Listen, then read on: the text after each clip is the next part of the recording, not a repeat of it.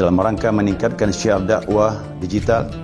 Mohon dukungan Jawahir TV Pontianak. Mudah-mudahan channel ini, siaran ini lebih bermanfaat bagi saya khususnya dan seluruh jamaah ikhwan dan akhwat dan seluruh majlis taklim.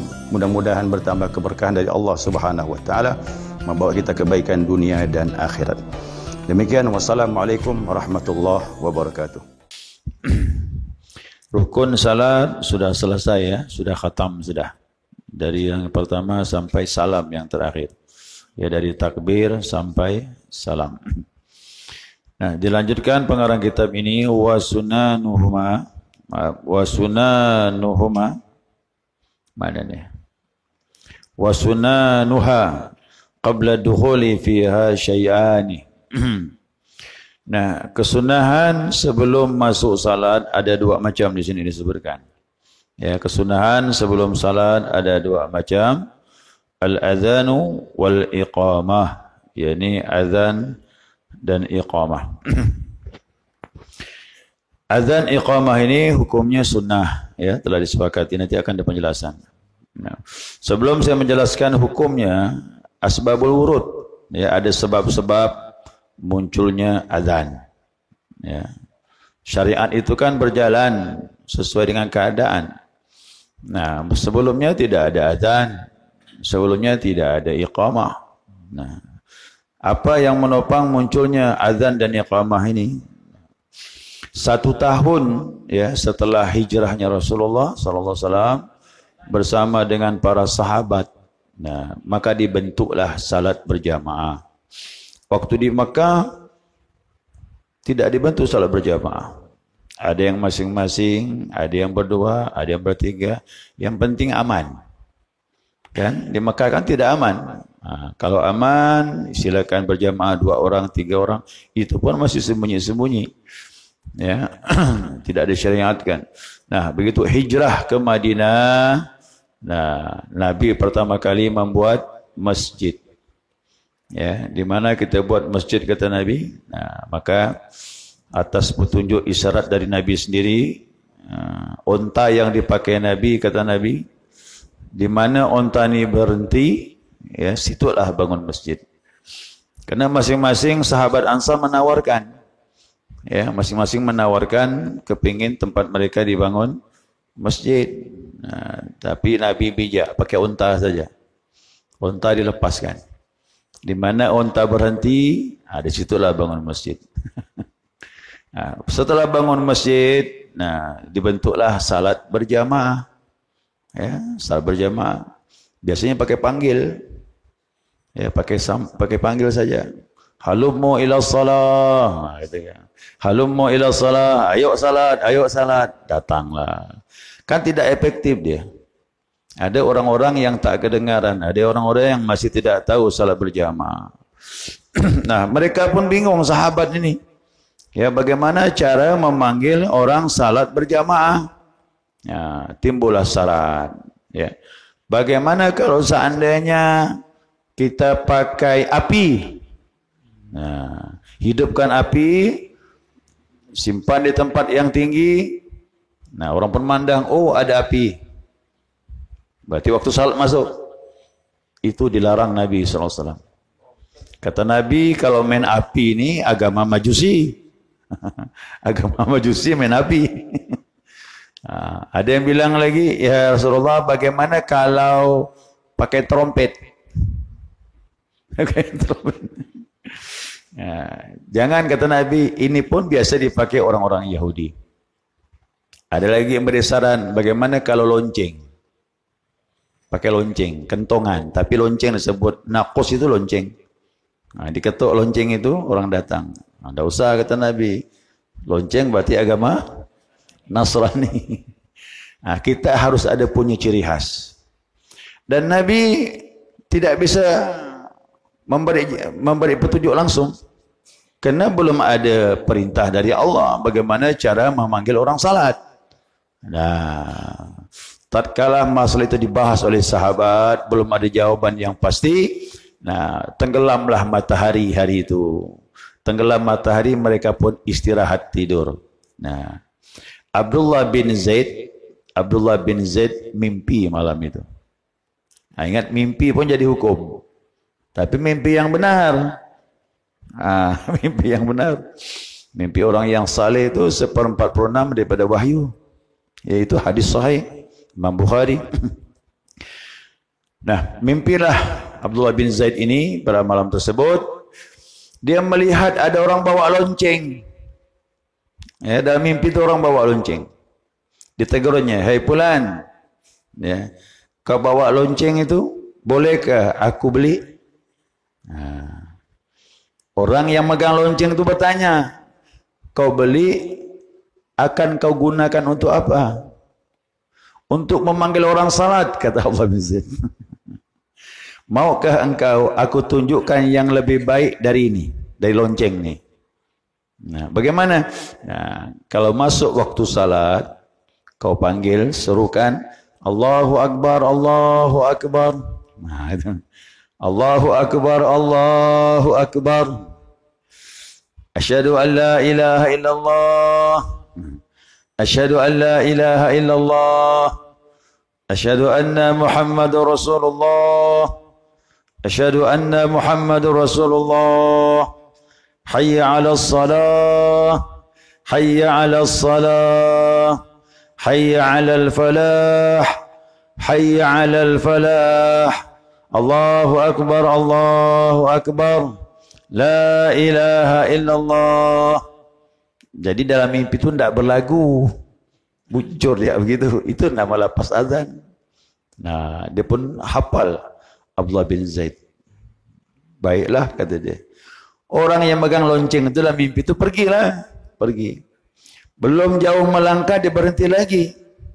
"Apabila engkau akan mendirikan salat," nah, ucapkan, "Allahu Akbar, Allahu Akbar. Asyhadu an la ilaha illallah. Asyhadu anna Muhammadur Rasulullah. Hayya 'alas salah. Hayya 'alal falah.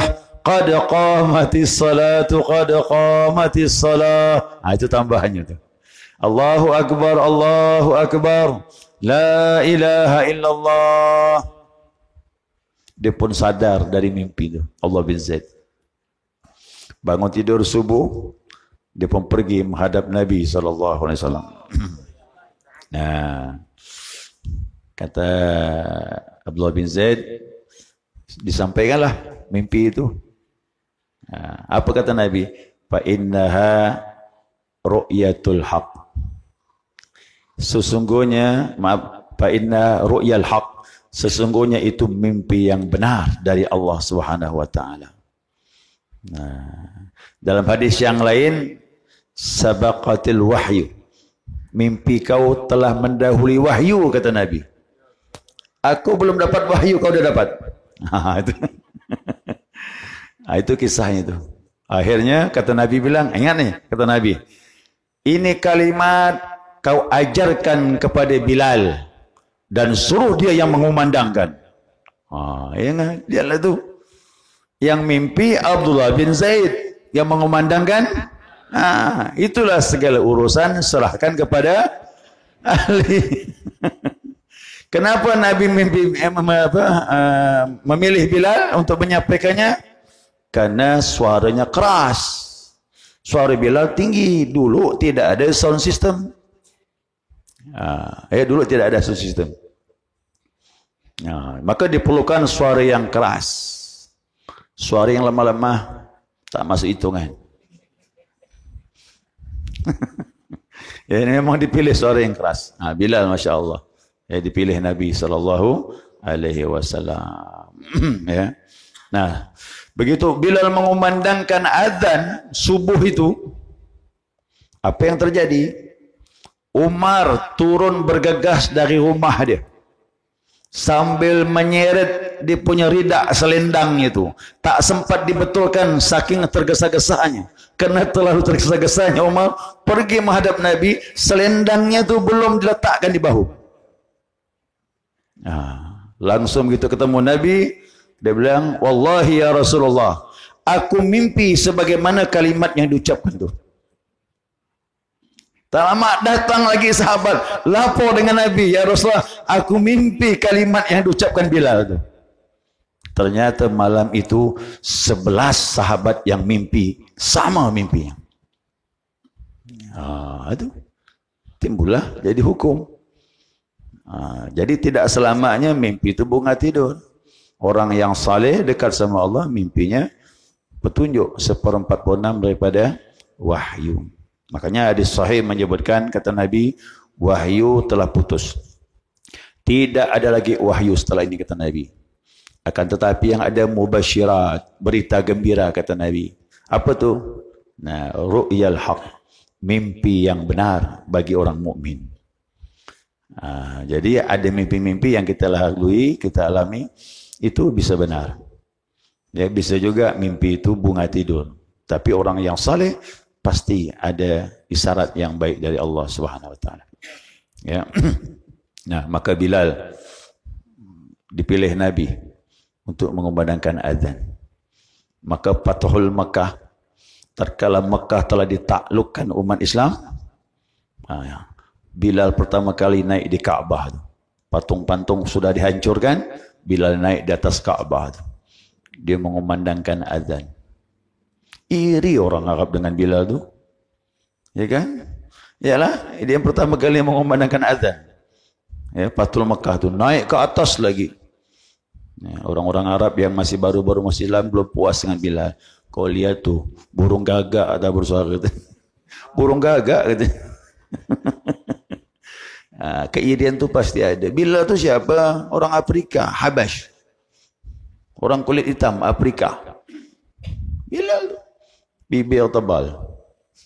Ya, kulit hitam, rambut keriting. Ya, sahabat bilang orang-orang Quraisy, kami lebih pantas. Maksudnya kan gitu. Tapi mana boleh, Bilal tu orang pertama kali masuk Islam. Ya, jadi hamba sahaya disiksa dan sebagainya, tetap imannya kokoh. Akhirnya dia bagaimana? Kerana dia awal Islam dekat dengan Nabi SAW.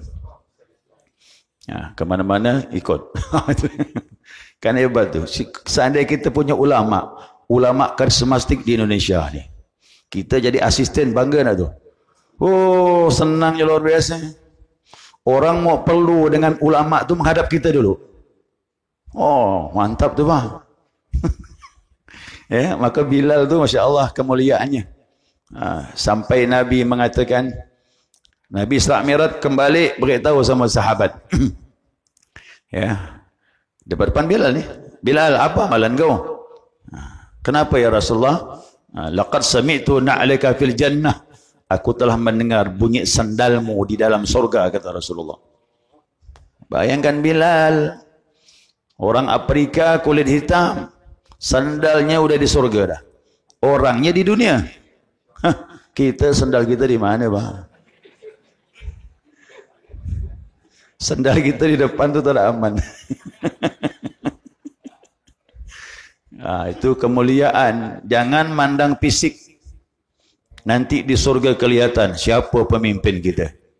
Walaupun kulit hitam, kalau dia bertakwa, dia naik melejit jadi raja di sana nanti. Kita tak bisa lihat fisik orang. Kita tidak tahu keimanan masing-masing berbeda. Ya. Itu kisahnya asbabul wurud, ya, sebab-sebab munculnya azan. Kemudian dalam kalimat itu tidak ada taswib. Paham taswib? Yang salat subuh, azan subuh kan ada tambahan. As-salatu khairum minan as-salatu khairum minan naum, tidak disebutkan dalam kalimat mimpinya Abdullah bin Zaid dan juga sahabat-sahabat yang lain. Kapan munculnya tu? Rasulullah sallallahu alaihi wasallam, beliau biasanya agak lama sedikit, ya. Lebih lama sedikit kalau untuk salat subuh. Ya, salat subuh di setel ni jamaah. Kalau dapat jarak azan dengan iqamah itu agak lambat. Ya, jangan disamakan dengan zuhur maghrib. Pertama, beri kesempatan, mungkin boleh jadi ada orang yang bangun baru dengar azan. Kalau yang bangun sebelum bunyi azan tak masalah. Dia lebih lama persiapannya.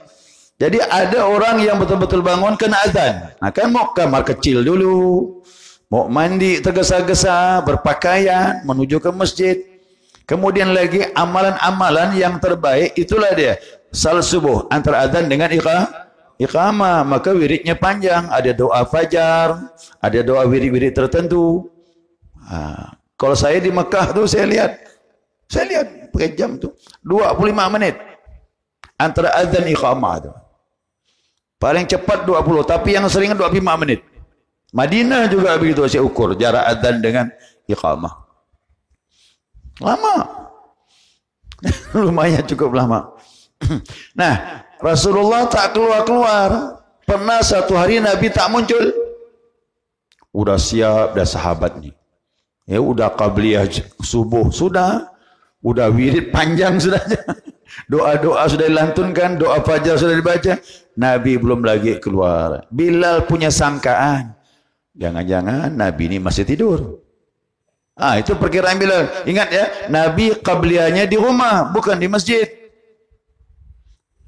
Makanya siapa yang rumahnya dekat masjid, lebih baik qabliyahnya di rumah. Ikut Nabi SAW. Yang dekat masjid ya, yang jauh jangan.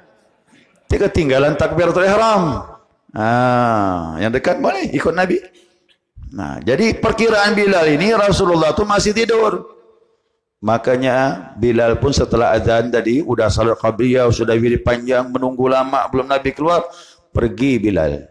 Karena masjid dengan rumah Nabi tinggal melangkah saja. Datang Bilal dari masjid, melangkah ke rumah Nabi, di pintu rumah Nabi. Bilal ni kan polos gak? Dia bilang apa? Ya Rasulullah, as-salatu khairum minan naum.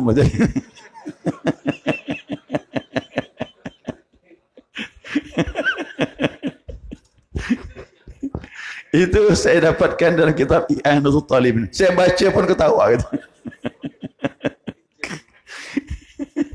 Ada punya perkiraan mungkin Nabi masih tidur. Ya, masih tidur. Pernah ke Nabi terlambat bangun? Pernah. Ada hadisnya. Nabi pernah terlambat bangun, bahkan dibangunkan matahari bersama sahabat. Ya, pulang dari peperangan. Makanya salat wajib dilakukan salat subuh walaupun terbit matahari. Wajib dilaksanakan. Yang penting berdosa ke? Lihat sebab. Nabi ketiduran karena capek pulang dari peperangan, tidur di lapangan bersama sahabat.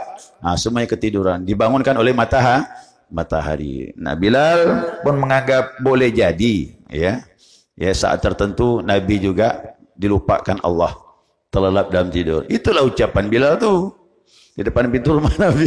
As-salatu khairum minan naum ya Rasulullah, gitu dia. Nah, begitu selesai mengucapkan, pintu terbuka. Nabi udah siap. Marah ke Nabi? Enggak. Kata Nabi, jadikan kalimat itu, kata Nabi, dalam panggilan azan subuhmu, kata Nabi. Itu. Ya, ternyata Nabi bukan tidur, tapi memang sengaja memang Nabi beri kesempatan kepada orang-orang jangan sampai terlambat. Ya, terlambat melaksanakan salat subuh. Maka gini. Ada sahabat ya, dia tahu kita ni bangun terlambat nih. Maka mereka tahu setelah salat subuh, Nabi itu biasa bercerita, menyampaikan kalimat-kalimat. Ya, semacam tausiah lah.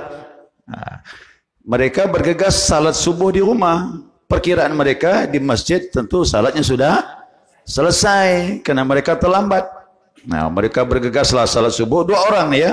Salat subuh. Setelah salat subuh, bergegaslah pergi ke masjid, ingin dengar tausiah. Ternyata sampai di masjid baru selesai iqamah. Qad qamatis salatu, qad qamatis salah. Allahu akbar, la ilaha illallah. Yang 2 orang tadi ini udah laksanakan salat di rumah.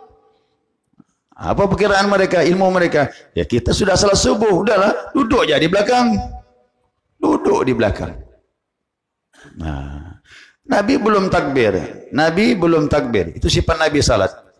Kalau jamaah belum betul safnya, Nabi tidak takbir. Maka Nabi mandang ke belakang, betulkan dulu. Karena maaf, menentukan saf waktu itu agak sulit. Lebih sulit. Apa sebab? Tidak ada sejadah. Mana ada sejadah? Lantainya tanah. Ayo. Jadi mau betul-betul mengatur saf itu lurus. Maka bahu itu patokannya. Bahu kalau ketemu rata lah dia. Kau tak ketemukan batu, ada yang ke depan, ada yang ke belakang. Jig-jag dia gini ya. Agak sulit menentukan itu. Maka Nabi sabar nunggu. Kok ini enak dah. Begitu iqamah dah betul semua ini dah. Ada garis itu. Lebih mudah lagi. Dalam Nabi memandang jamaah itu, dia lihat di belakang ada yang duduk. 2 orang nih. Yang udah salat di rumah itu. Kata Nabi, kenapa kau tidak salat bersama kami? Yang berdua ni jawab, qad sallaina fi rihalina. Kami udah salat di rumah kami masing-masing katanya. Apa kata Nabi? Siapa yang sudah salat fardu datang ke masjid sedangkan di masjid belum dimulai salat, ikut kata Nabi sunnah bagi kalian. Apa makna sunnah? Untuk mendapatkan fadilah berjamaah. Suruh ngulang 2 kali kerana besarnya fadilah berjamaah. Nah, berarti dapat diketahui Nabi biasa, ya, waktunya agak dimundurkan untuk iqamah itu. Salat subuh tapi, ya, salat subuh. Maka saya minta aku dapat salat subuh, jangan cepat-cepat. Ya, wiridnya panjang tuh, salat subuh tuh. Ya, pagi pakai doa fajar dan sebagainya. Baik, itu asbabul wurud. Nampaknya saya tak baca kitab hari ini nih. Aku cerita je lah. Ya, bercerita lah. Masuk yang kedua. Berapa orang yang jadi muadzin? Katanya 5 orang yang jadi muadzin di masa Nabi SAW. Tapi yang saya tahu cuma 3. Ya, ini Bilal bin Rabah. Yang kedua Abdullah bin Ummi Maktum. Ya. Yang ketiga Abu Mahdhurah. Abdullah bin Ummi Maktum ini buta. Ya, dia buta. Dia inilah yang minta keringanan dengan Nabi. Ya Rasulullah, kata dia, anad dharir, aku ni buta. Tidak ada yang menuntun aku ke masjid. Bolehkah aku salat di rumah? Nabi jawab, "Na'am." Iya kata Nabi. Boleh. Langsung Nabi jawab boleh. Nabi pun berjalan, berhenti Nabi. Bertanya lagi dengan Abdullah bin Ummi Maktum. Kata Nabi, atasma'u nida? Atasma'u nida? Apakah kau mendengar panggilan azan? Abdullah bin Ummi Maktum bilang, iya. Kata Nabi, Pak Ajab, datang. Datang kata Nabi, sambut panggilan azan itu. Orang buta. Kenapa? Patukannya dengar azan. Kalau dengar azan berarti dekat masjid. Tak jauh. Dulu kan maaf, sound system tidak pakai ini, tidak ada sound system. Suaranya kan original. Berarti jangkauannya terbatas. Tak sejauh sekarang ini pakai sound systemnya. Nah, berarti kalau masih kedengaran azan, masih dekat masjid itu. Ya, masih dekat masjid. Nah, orang buta tak ada rukhsah. Ini kita celik semua ni. Janganlah sampai kalah sama orang buta. Ya. Jadi beliau akhirnya begitu rajin datang ke masjid, Nabi angkat jadi muazzin orang buta. Ya, jadi Bilal ditukar. Bilal jadi azannya tengah malam jam 3. Abdullah bin Ummi Maktum azannya subuh. Terbit fajar. Maka Nabi bilang, ya, makanlah kalian sahur tuh. Kalau kalian mendengar azannya Bilal, sampai kau mendengar azannya Ibnu Ummi Maktum. Berarti kalau Ibnu Ummi Maktum azannya terbit fajar, tak boleh lagi makan untuk orang yang sahur. Disebut Nabi itu. Ada satu lagi, namanya Abu Mahdhurah. Abu Mahdhurah ini saya mau sampaikan, dia ini Fathul Mekah. Fathul Mekah itu baru masuk Islam. Berarti Islamnya masih goyang lah, belum kuat dia. Dia menyatakan kami pergi ke Hunain. Di sana kami bertemu dengan Bilal. Kata Abu Mahdhurah, Bilal itu mengumandangkan azan. Abu Mahdhurah ni memperoloknya, ditiru-tirunya ucapan Bilal tu. Tapi dia suaranya merdu, Abu Mahdhurah itu. Ada yang bilang Abu Mahdhurah ini belum masuk Islam kerana dia memperolok Bilal bin Rabah. Bilal azan ditirunya, tapi suaranya merdu. Bilal tu menangnya keras. Tapi Abu Mahdhurah ni merdu suara dia. Nabi mendengar dari kejauhan suara Abu Mahdhurah ni. Kata Nabi, tolong panggil orang itu. Ya Rasulullah, mereka ada 9 orang. Panggil semuanya, kata Nabi. Panggil. Satu-satu disuruh Nabi azan. Nabi mau tahu suara yang tadi itu yang mana orangnya. Azanlah yang pertama, kedua. Kata Abu Mahdhurah, sampailah kepada aku. Begitu aku memandangkan azan, kata Nabi bilang, dipegang sini, dipegang apalah. Abu Mahdhurah dipegang. Padahal dia memperolok Bilal tu. Dia pegang kepala Abu Mahdhurah. Apa kata Nabi? Barakallahu fiik, barakallahu fiik, kata Nabi. Barakallahu fiik. 3 kali Nabi sebut. Semoga Allah memberkahi kau. Langsung menerima Islam. Kata Nabi, idhab, kata Nabi. Kata Nabi, idhab di Makkah. Kata Nabi bilang, kemudian fa'adzin indal Masjidil Haram. Jadilah kau muadzin di Masjidil Haram. Jadi Abu Mahdhurah khusus azannya di Masjidil Haram. Maka dia tanya Nabi, ajarkan aku azan. Nabi ajarkan azan. Sebagaimana Abdullah bin Zaid mengajar Bilal. Masya Allah. Dia dapat hidayah kerana memperolok azan. Kenapa? Di situ berkahnya tangan Nabi. Nabi sudah megang, berkahlah tu. Didoakan lagi. Masya Allah. Berkah. Itu nama hidayah, macam-macam sebab. Dalam memperolok Islam pun dapat hidayah. Itu bisa terjadi dengan izin Allah Subhanahu wa taala. Baik. Jadi saya sampaikan ini supaya jemaah tahu bahwa azan itu tidak main-main. Dia kalimat suci itu. Nanti akan ada fadilah saya jelaskan. Bukan hanya panggilan azan saja, salat. Tapi maaf, orang pindah rumah boleh azan, kata ulama. Mengusir aura-aura yang tak baik di rumah itu. Orang kesurupan ambil wuduk kita. Ya, salat 2 rakaat, azankan kuping orang yang kesurupan. Insya-Allah sadar dia. Orang yang sesat di jalan, berhenti sebentar.